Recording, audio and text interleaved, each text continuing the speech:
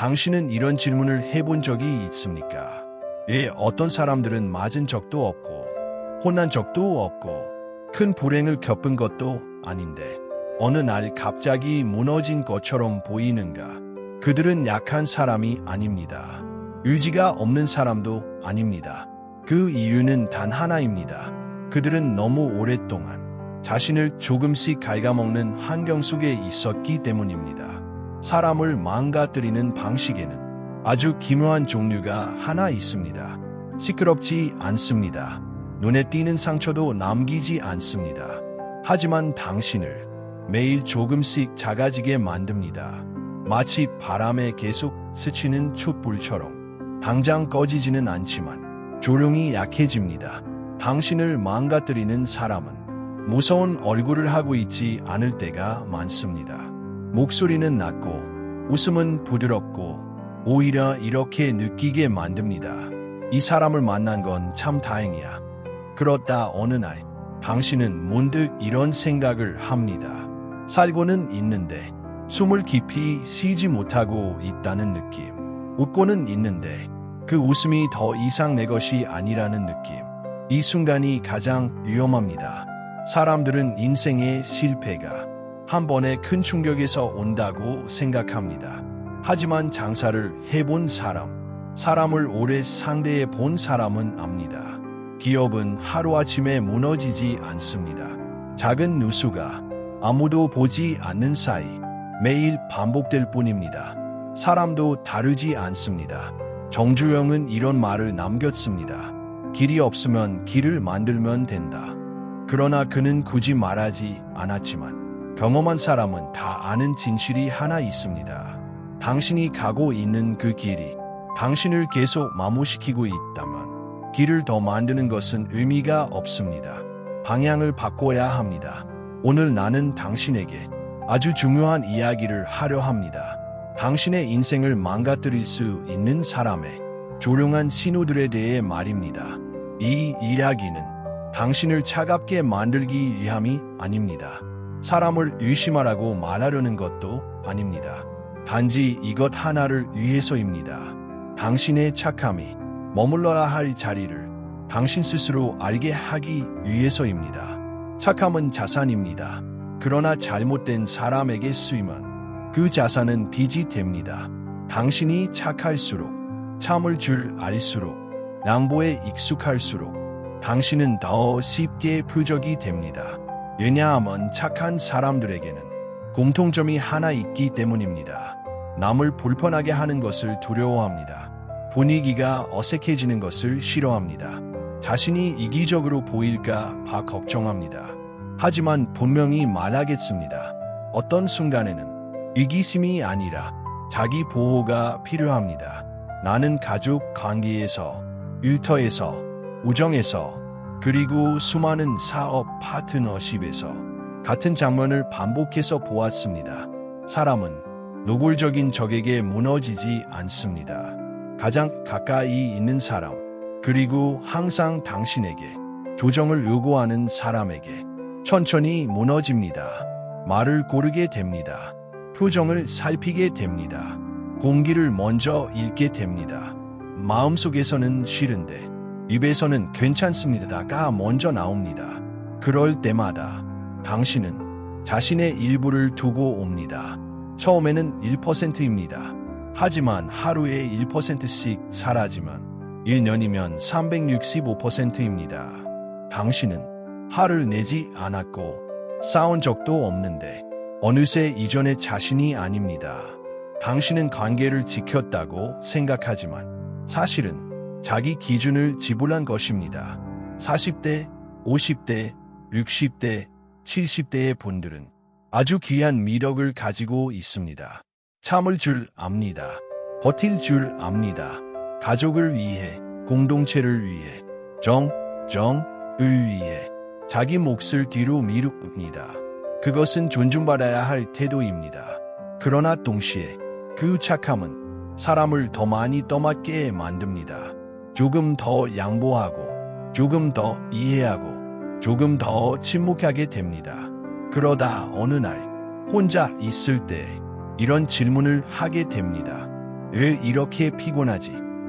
문제는 피곤한 이유를 정확히 모른다는 데 있습니다. 기억하십시오. 피곤한 것은 일이 많아서가 아닙니다.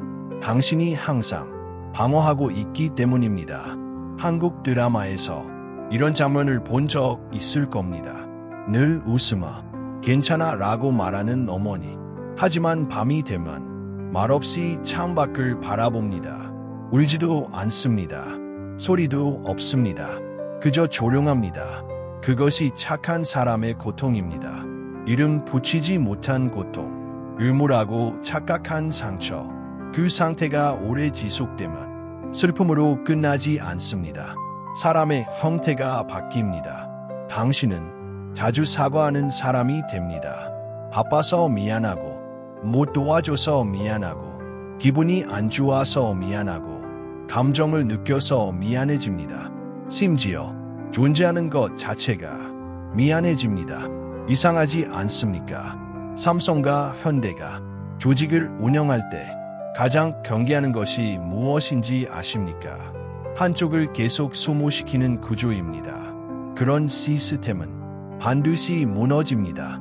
관계도 같습니다. 당신의 희생으로만 유지되는 관계는 관계가 아닙니다. 소모 구조입니다. 그리고 소모는 절대 만족하지 않습니다. 문제는 이것입니다. 당신을 소모하는 사람은 결코 이렇게 말하지 않습니다. 내가 당신을 일용하고 있습니다. 대신 이런 말을 합니다. 당신밖에 없습니다. 당신은 정말 좋은 사람입니다. 당신이 없으면 안 됩니다. 그 말을 들으면 당신은 필요하다고 느낍니다. 중요하다고 느낍니다. 그리고 잊어버립니다. 당신의 가치는 누군가를 도와서 생기는 것이 아니라 당신이 존재하기 때문에 이미 완성되어 있다는 사실을. 동양 철학에는 아주 짧지만 깊은 말이 있습니다. 지나친 것은 모자라만 못하다. 착함도 마찬가지입니다. 지나친 착함은 미덕이 아니라 자기 파괴가 됩니다. 오늘 나는 6가지 신호를 이야기할 것입니다. 그 신호들은 크지 않습니다. 시끄럽지도 않습니다. 그러나 그것을 알아차리는 순간 당신의 인생은 전혀 다른 방향으로 갈 수 있습니다. 미리 말해두겠습니다. 한 번의 실수로 사람을 판단하자는 이야기가 아닙니다. 누구나 피곤할 수 있고 누구나 이기적일 수 있습니다. 하지만 오늘 말하는 신호는 반복됩니다.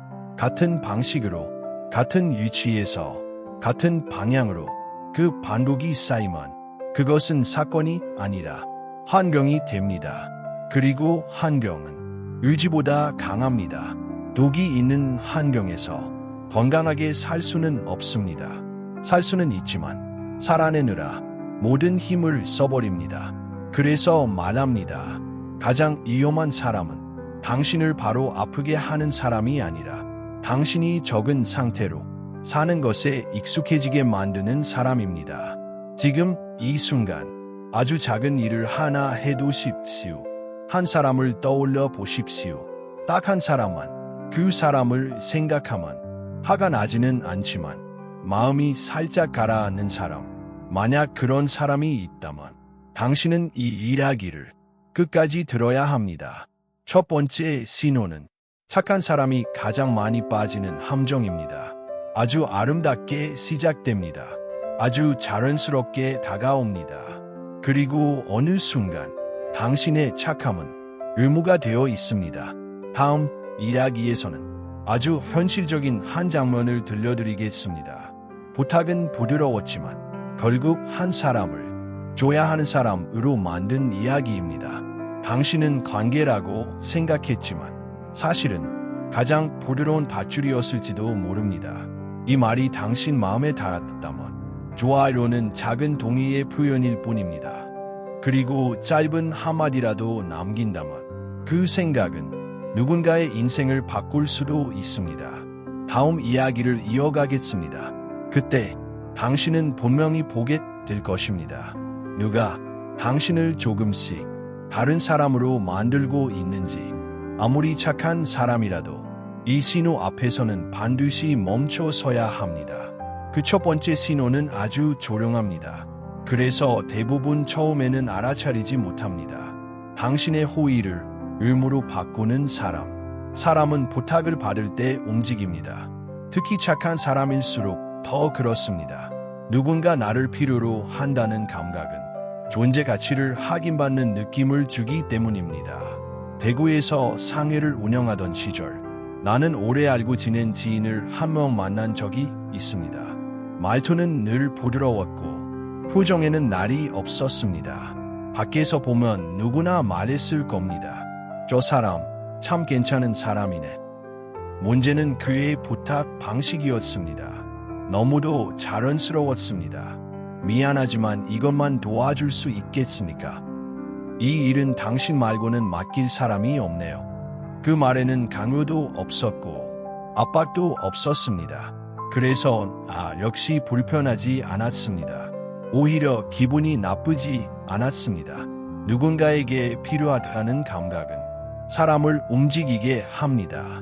특히 착한 사람에게는 그 감각이 책임으로 변하기 쉽습니다. 그래서 한 번 도와주고, 두 번 도와주고, 세 번 도와주게 됩니다. 문제는 그 다음입니다. 부탁이 끝나지 않는다는 데 있습니다. 계절이 바뀌고 상황이 달라져도 그 사람의 부탁은 늘 같은 얼굴로 돌아옵니다. 어느 날 나는 아주 조심스럽게 말했습니다. 오늘은 조금 어렵겠습니다. 변명도 하지 않았고 이유도 길게 설명하지 않았습니다. 그저 사실을 말했을 뿐입니다. 그런데 그 순간 상대는 웃고 있었지만 눈빛이 달라졌습니다. 그리고 이렇게 말했습니다. 이 정도는 그동안 계속 해오셨지 않습니까? 그 말에는 고맙습니다도 없었고 괜찮습니다도 없었습니다. 남아있던 것은 단 하나. 당신은 원래 해주는 사람이라는 단정. 이때부터 관계는 아주 조용히 변합니다. 친절은 성격이 되고 성격은 역할이 됩니다. 그리고 역할은 어느 순간 의무가 됩니다.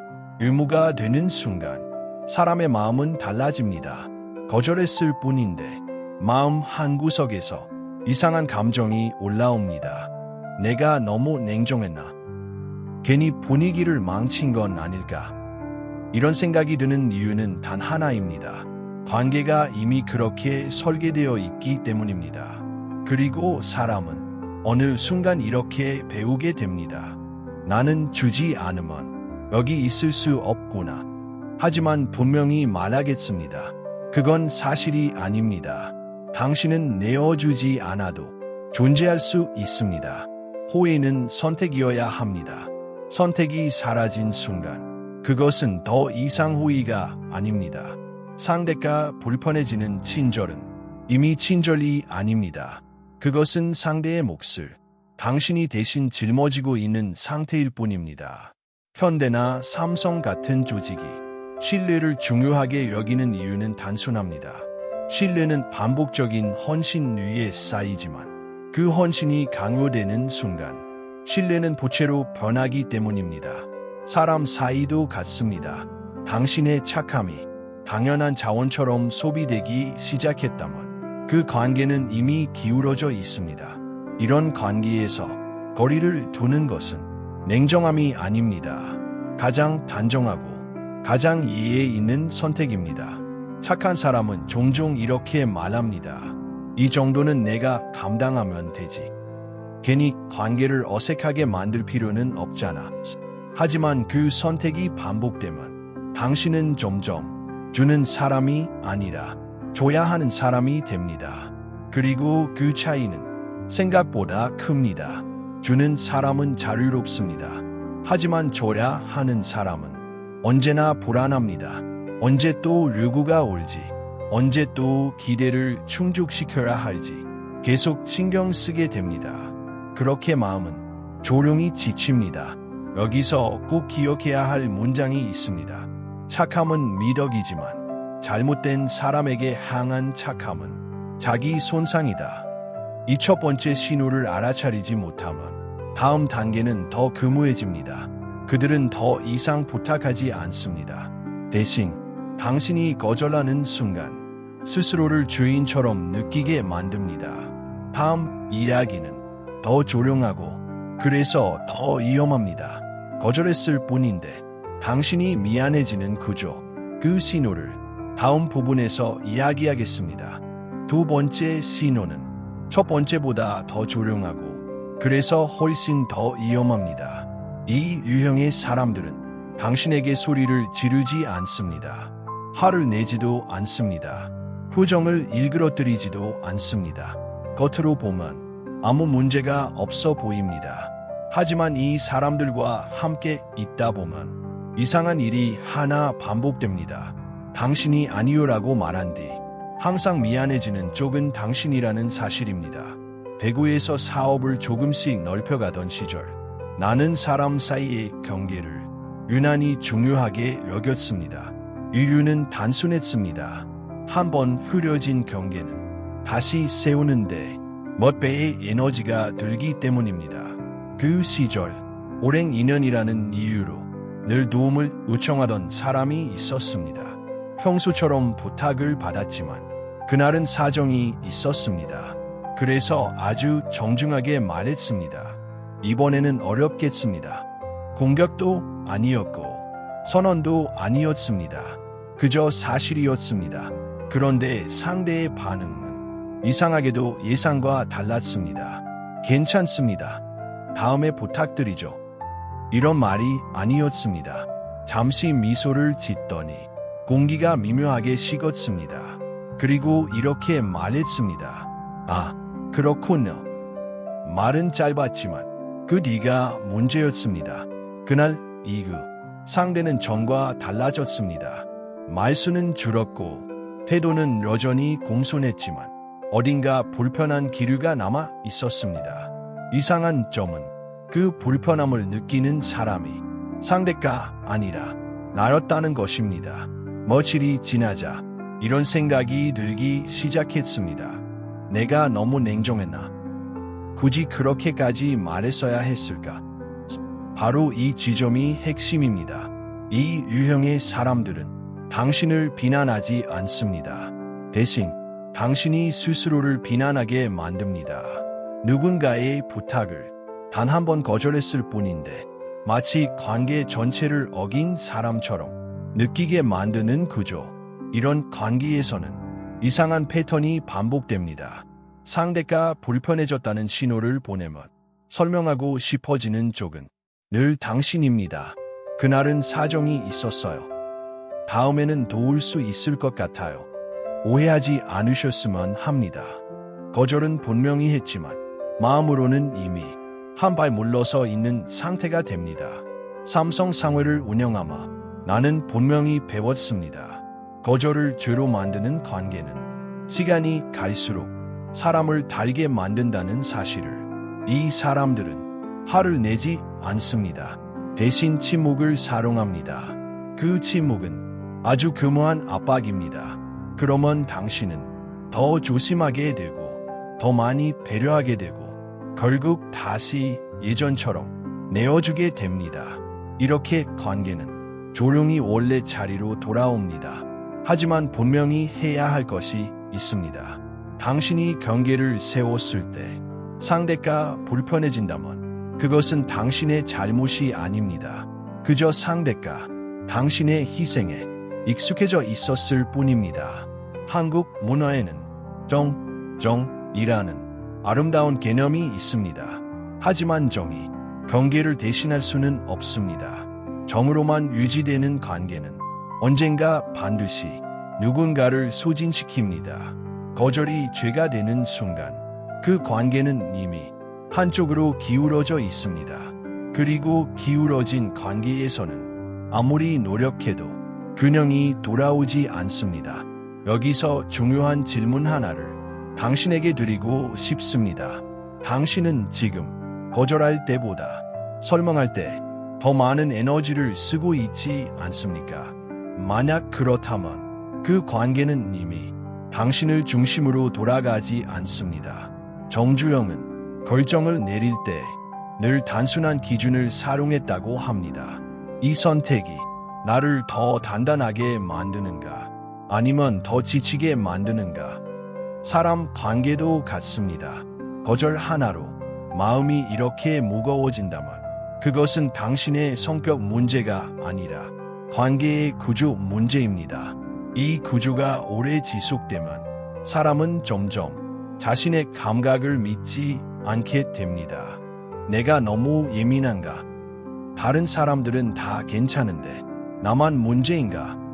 이 질문이 반복되는 순간 당신은 이미 자기 기준을 외부에 맡기고 있는 것입니다. 그렇게 되면 다음 단계는 아주 빠르게 옵니다. 당신은 불편한 말을 하지 않게 됩니다. 문제를 느껴도 삼키게 됩니다. 왜냐하면 말하는 순간 또다시 미안해질 것을 알고 있기 때문입니다. 이것이 바로 사람을 가장 깊이 묶는 방식입니다. 다투지 않습니다. 싸우지 않습니다. 하지만 아무것도 바뀌지 않습니다. 그리고 그 안에서 바뀌는 것은 단 하나, 당신입니다. 조금씩, 조용히, 아무도 모르게. 그래서 이 신호는 반드시 초기에 알아차려야 합니다. 거절이 죄가 되는 관계, 아니요를 말한 사람이 늘 마음이 무거워지는 관계, 그곳에서는 당신의 착함이 무기가 아니라 약점으로 쓰이고 있습니다. 다음 신호는 더 교묘합니다. 그들은 당신을 비난하지도 죄책감을 직접 주지도 않습니다. 대신 언제나 먼저 피해자의 자리에 앉습니다. 그러면 당신은 말할수록 더 조심하게 됩니다. 사실을 말했을 뿐인데 가해자가 되는 구조, 그 이야기를 다음 부분에서 이어가겠습니다. 지금 이 순간 마음속에서 조용히 떠오른 잠언이 있다면 그것은 우연이 아닙니다. 알아차리는 순간부터 사람은 완전히 이전으로 돌아가지 않습니다. 그것으로 충분합니다. 다음 이야기를 계속하겠습니다. 세 번째 신호는 겉으로 보면 가장 온화해 보입니다. 그래서 더 오래 걸리고, 그래서 더 깊게 사람을 묶습니다. 항상 먼저 피해자 자리에 앉는 사람입니다. 이 유형의 사람들은 목소리를 높이지 않습니다. 반박하지도 않습니다. 화를 내지도 않습니다. 그래서 처음에는 문제라고 느끼기 어렵습니다. 삼성의 초기 현장에서 나는 이런 장면을 여러 번 보았습니다. 작은 실수가 하나 있었습니다. 공정 하나가 빠졌고 일정에는 큰 영향을 주지 않는 문제였습니다. 누구에게나 있을 수 있는 일이었습니다. 나는 가까이 있던 선배 직원에게 아주 차분하게 말했습니다. 다음에는 이 부분만 한 번 더 확인하고 진행합시다. 책망도 아니었고 목소리를 높이지도 않았습니다. 그저 사실을 정리한 말이었습니다. 그런데 그 말을 들은 순간 상대의 얼굴이 굳었습니다. 잠시 침묵이 흐른 뒤 그는 이렇게 말했습니다. 요즘 제가 많이 힘듭니다. 이런 이야기를 들으면 더 버티기 어렵습니다. 그 말이 나오는 순간 공기의 방향이 바뀌었습니다. 방금 전까지의 대화는 작은 실수의 점검이었는데 순식간에 그 사람의 힘듦으로 중심이 옮겨갔습니다. 이 장면에서 중요한 것은 누가 옳았느냐가 아닙니다. 문제가 어떻게 바뀌는가입니다. 실수에 대한 논의는 사라지고 감정에 대한 계려가 앞으로 나옵니다. 그러자 주변의 시선도 달라집니다. 말이 조금 강했나? 상대가 상처받은 건 아닐까? 이렇게 고민하기 시작하는 사람은 실수를 한 쪽이 아니라 말을 꺼낸 쪽입니다. 이 유형의 사람들은 분노하지 않습니다. 맞서 싸우지도 않습니다. 대신 아주 자연스럽게 피해자의 자리에 앉습니다. 그러면 상황은 조용히 굳어집니다. 사실을 말한 사람은 죄책감을 느끼고 다음부터는 말하지 않는 편이 더 안전하다고 판단하게 됩니다. 시간이 지나면 중요한 이야기를 꺼내기 전에 먼저 떠오르는 것이 생깁니다. 상대의 표정, 상처받을 얼굴, 무너질 분위기, 그 결과 말은 점점 줄어듭니다. 이 방식은 다툼을 만들지 않습니다. 대신 침묵을 만듭니다. 누군가 항상 피해자가 되는 구조에서는 반드시 누군가는 조심하는 사람이 됩니다. 그리고 조심은 반복되면 습관이 됩니다. 습관은 기준을 바꿉니다. 이건 말하지 않는 게 낫겠다. 굳이 꺼내서 상처 줄 필요는 없잖아. 이 판단이 쌓이면 관계는 더 이상 관계가 아닙니다. 한쪽의 감정만 보호되는 구조가 됩니다. 여기서 가장 조심해야 할 점이 있습니다. 이 사람들은 나쁜 표정을 짓지 않습니다. 오히려 얌전하고 조용하고 이해받아야 할 사람처럼 보입니다. 그래서 더 어렵습니다. 그러나 분명한 사실이 하나 있습니다. 항상 피해자가 되는 사람 곁에서는 누군가는 반드시 자기 검열을 하게 됩니다. 옳은 말을 하면서도 죄책감을 느끼게 된다면 그것은 이미 건강한 관계가 아닙니다.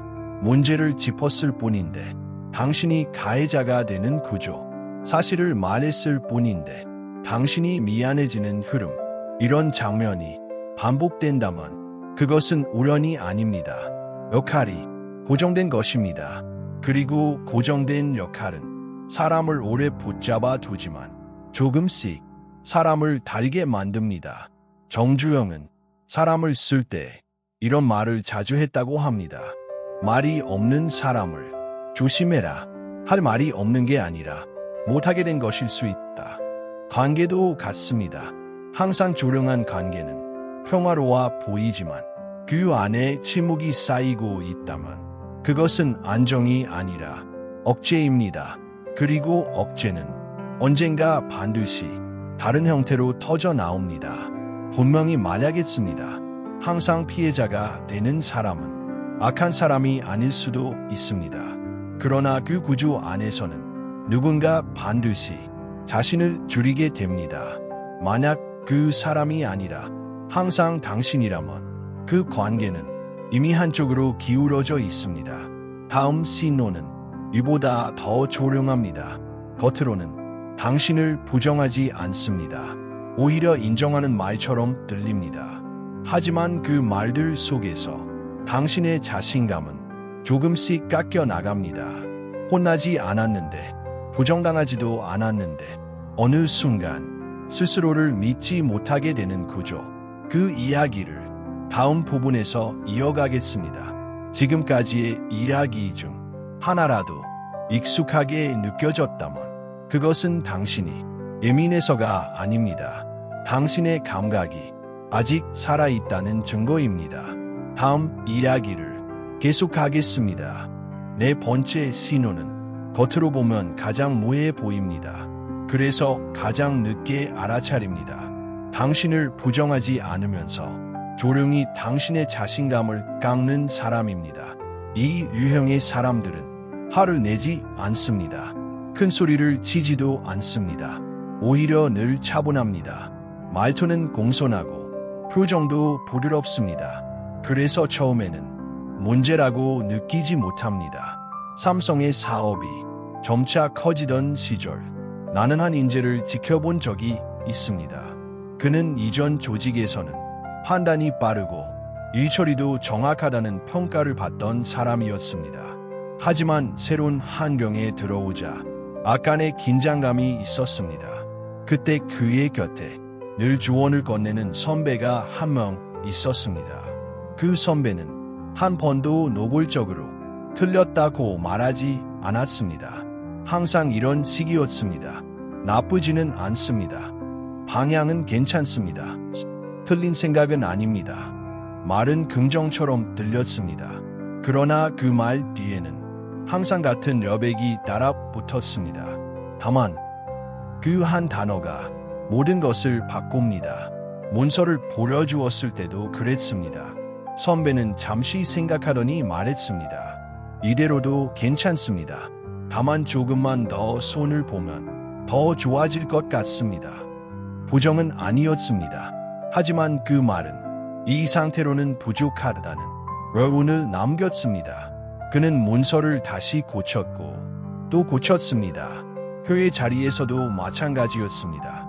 충분히 준비한 제안이었고 분위기도 나쁘지 않았습니다. 그때 선배는 미소를 지으며 말했습니다. 방향은 좋습니다. 경험이 더 쌓이면 다른 시야가 보일 수도 있겠지요. 지금 단계에서는 이 정도면 충분합니다. 충분합니다라는 말은 칭찬처럼 들립니다. 그러나 동시에 그 자리에 머물게 하는 말이기도 합니다.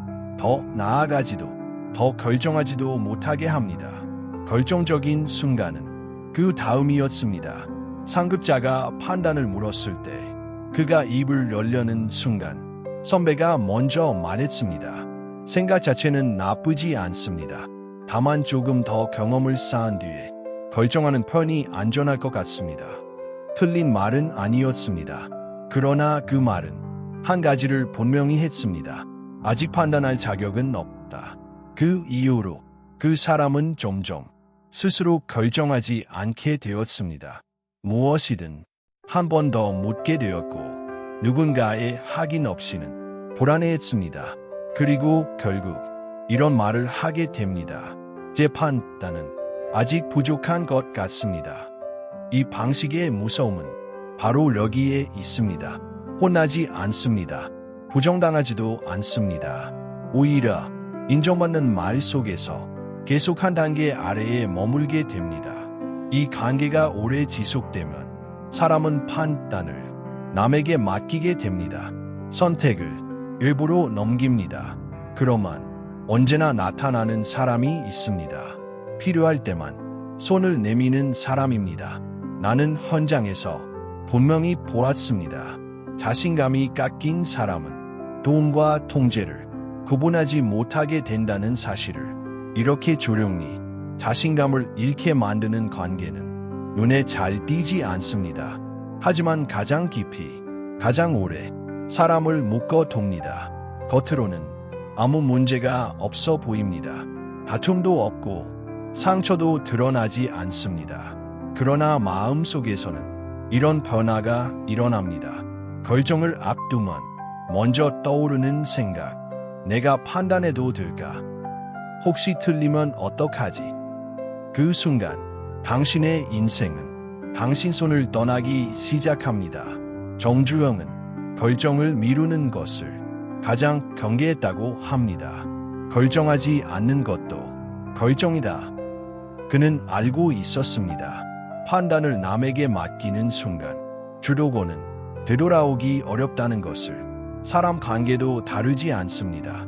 당신의 판단을 항상 한 단계 아래로 두는 사람, 스스로 결정하지 못하게 만드는 사람과 오래 함께하면 당신은 점점 자신을 믿지 못하게 됩니다.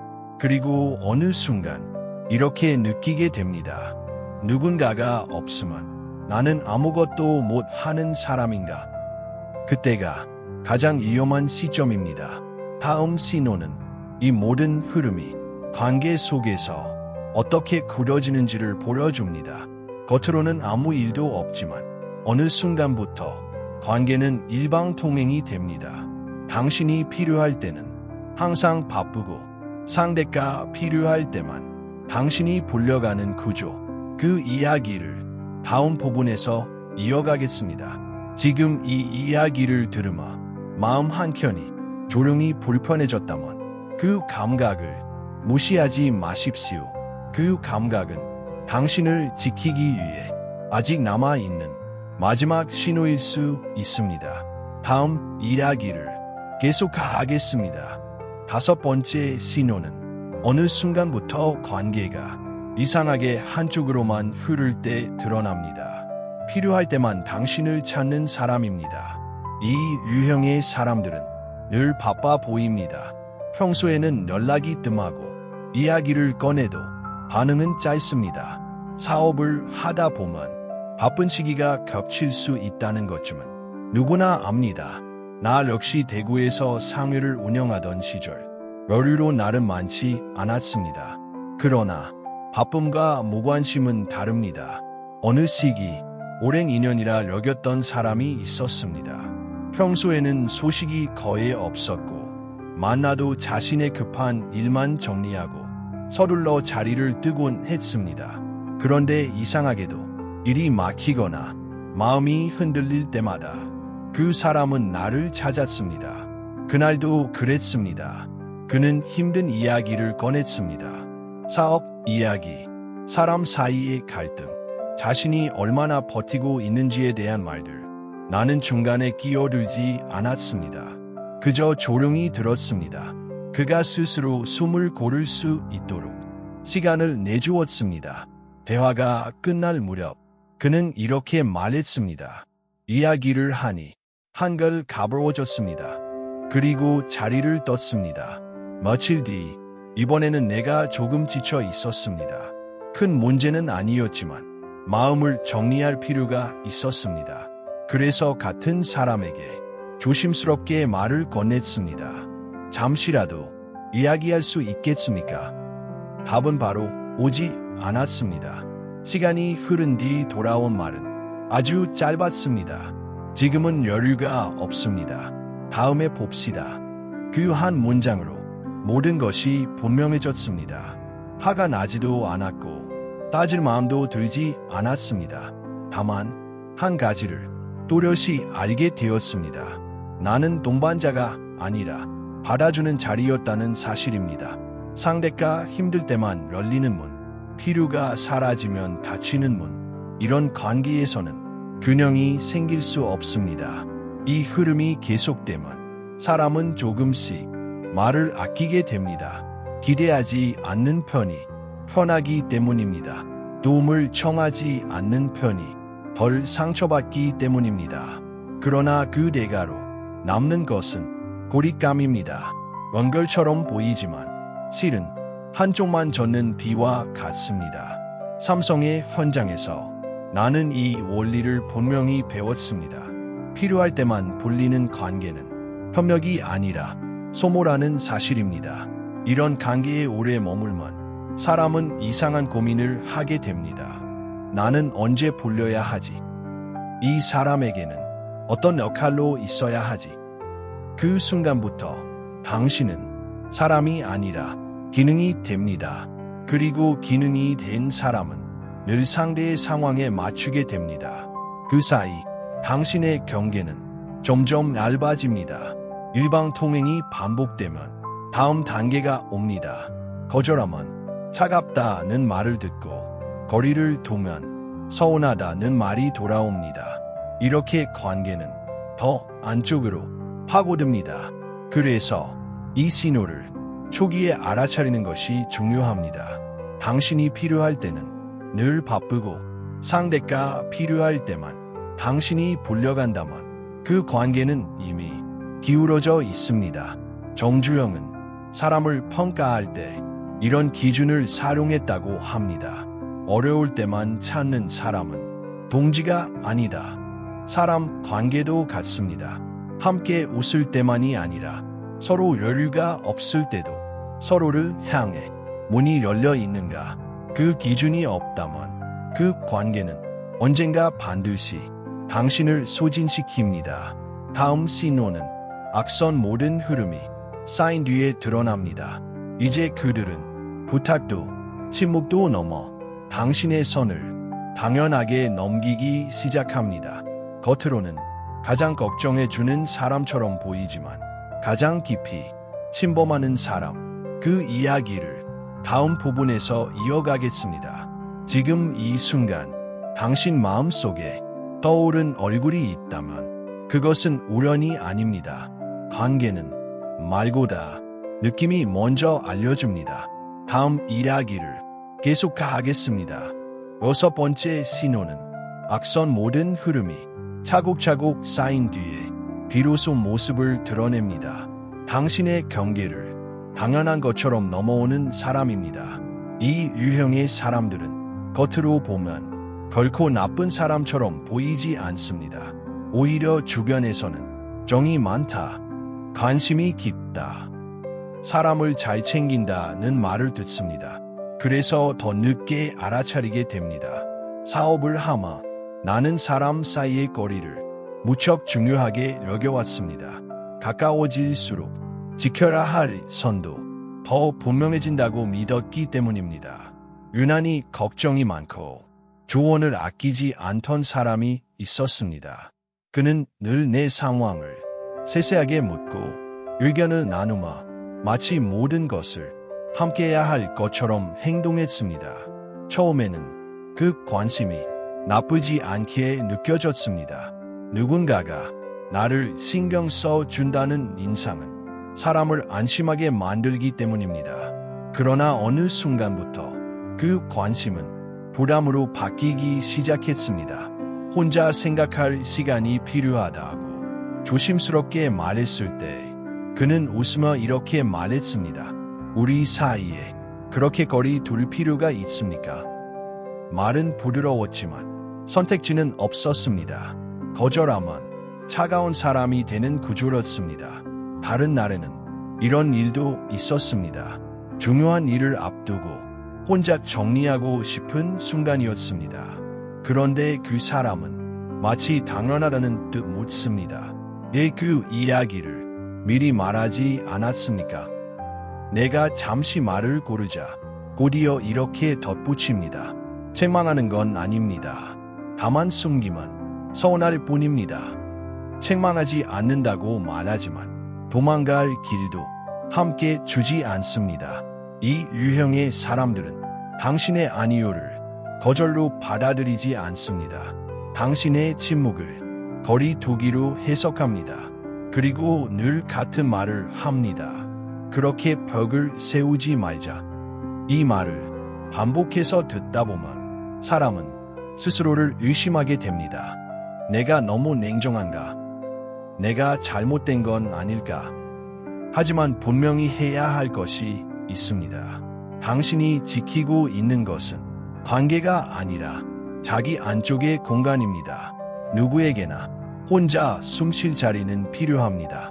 그 선을 인정하지 않는 사람은 당신을 아끼는 것이 아니라 곁에 두고 싶어 하는 것에 가깝습니다. 이런 관계가 오래 지속되면 사람은 점점 설명에 지칩니다. 거절할 때마다 에너지가 들고 이해시키려 할수록 더 소모됩니다. 결국 가장 쉬운 선택을 하게 됩니다. 아무 말도 하지 않는 것. 그렇게 만남은 점점 숨이 막히는 시간이 됩니다.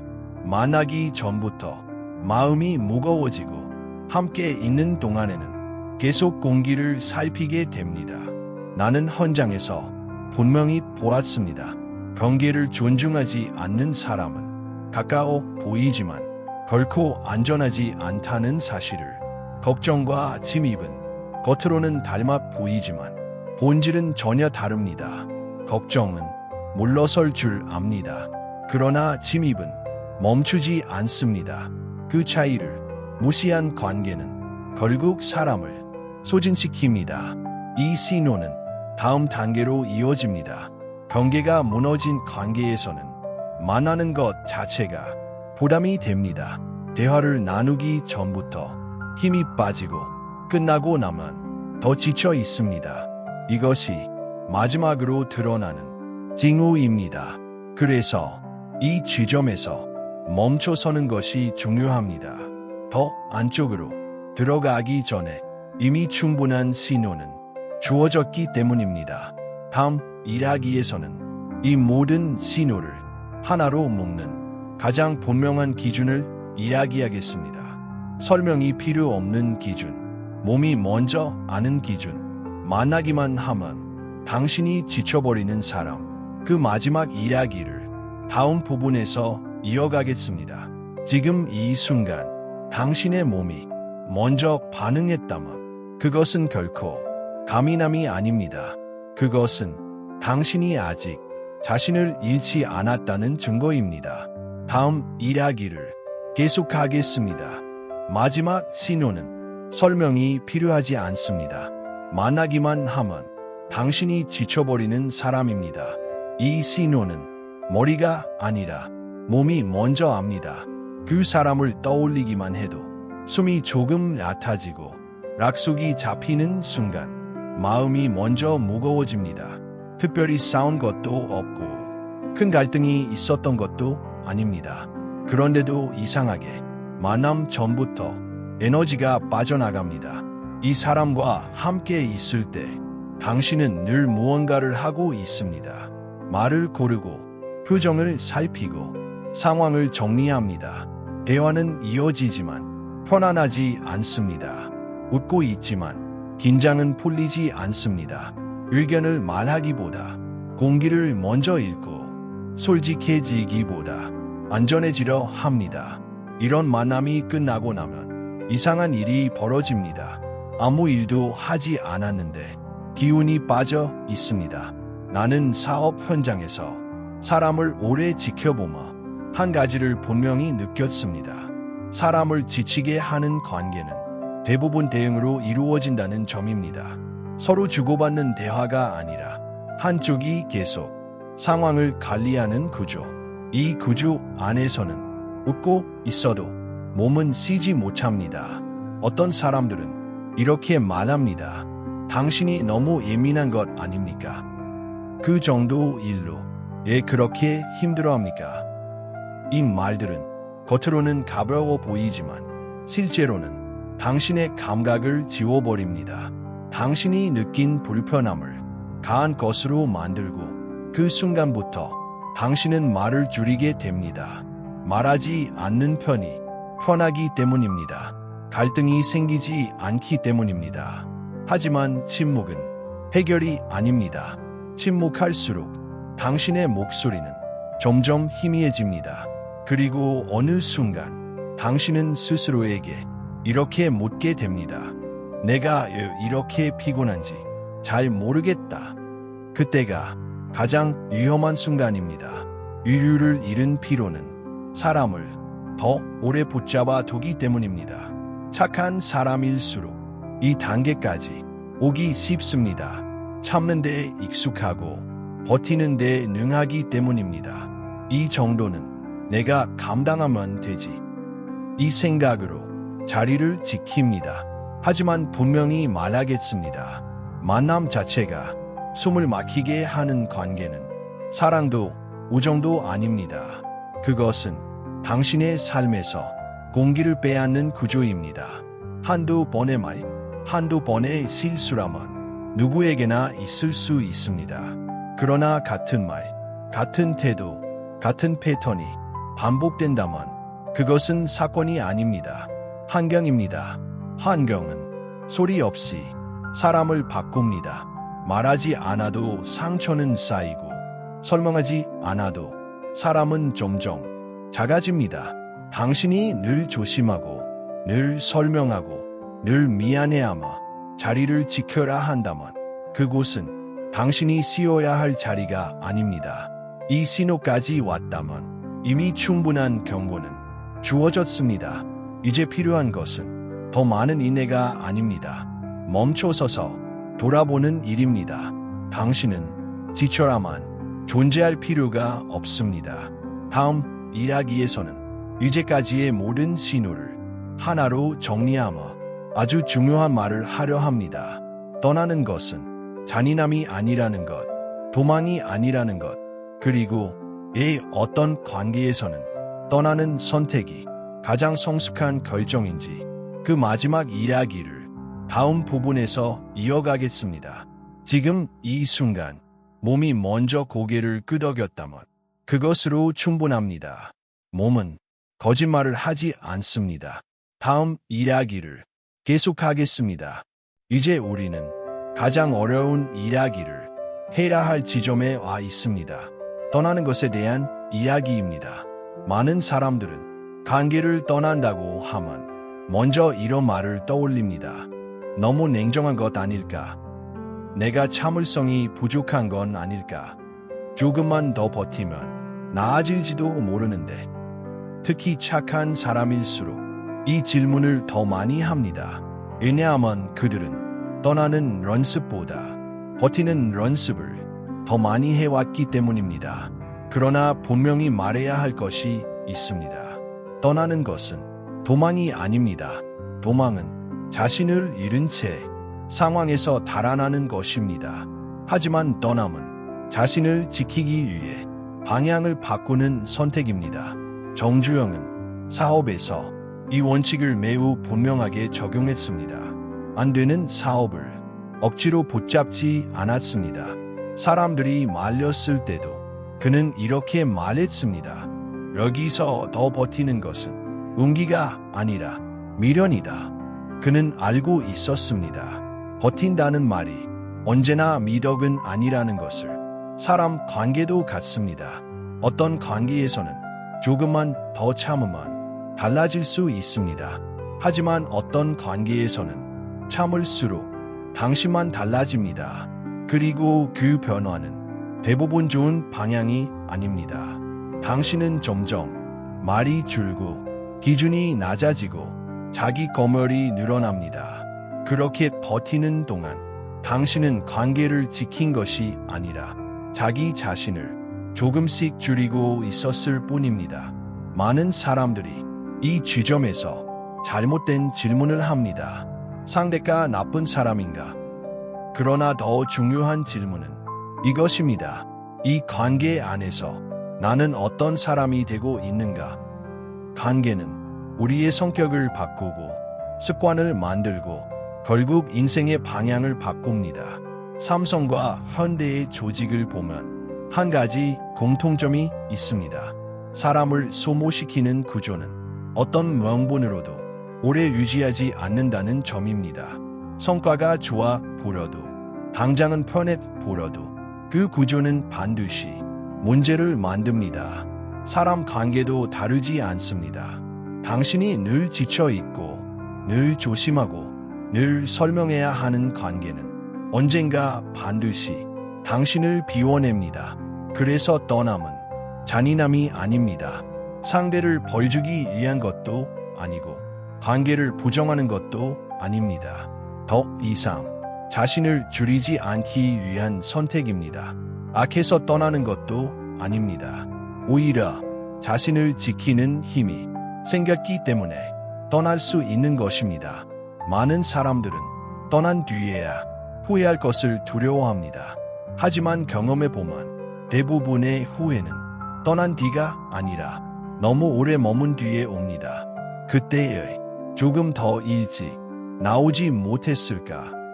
이 말은 너무 많은 사람들의 공통된 고백입니다. 떠난다고 해서 모든 관계가 끊어질 필요는 없습니다. 거리를 두는 것만으로도 충분한 경우가 많습니다. 중요한 것은 물리적 거리보다 심리적 거리입니다. 당신이 설명하지 않아도 되는 거리, 당신이 미안해하지 않아도 되는 거리, 당신이 스스로를 의심하지 않아도 되는 거리, 그 거리가 확보되는 순간 당신은 다시 숨을 깊게 쉬게 됩니다. 그리고 그제야 알게 됩니다. 그동안 얼마나 얕은 숨으로 살아왔는지를. 정주영은 사람을 떠나보낼 때 이런 말을 했다고 합니다. 인연은 억지로 붙잡는 것이 아니라 각자의 자리에서 제 역할을 할 때 가장 아름답다. 관계도 마찬가지입니다. 당신이 당신으로 존재할 수 없는 자리라면 그 자리는 아름다운 인연이 아닙니다. 이제 마지막 이야기를 해야 할 시간입니다. 지금까지의 모든 신호를 한 문장으로 정리하는 이야기. 아주 단순하지만 가장 정직한 기준. 그 사람을 만나고 난 뒤 당신은 어떤 상태인가? 그 질문으로 모든 것이 정리됩니다.